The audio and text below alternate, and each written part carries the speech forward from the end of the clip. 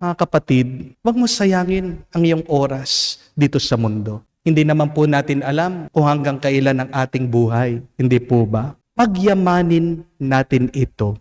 At para tunay na maging mahalaga ang ating buhay, maghanap ka ng isang bagay na paglalaban mo hanggang dulo. Papunta tayo lahat sa kamatayan. Hindi natin mapipigilan ito. Sana, bago man tayo makarating doon, masabi natin na nabuhay tayo ng husto at may mabuting pinaglaban tayo. Harinawa, pagdasal po natin, maging kamukha natin ang mga apostol ng ating Panginoon. Makita natin palagi ang Diyos bilang pinakadahilan bakit nabubuhay tayo. Dahil kung mamamatay ka para sa Diyos, sinasabi ko sa iyo, mabubuhay ka ng puno ng grasya at magkakaroon ka hindi lang ng buhay,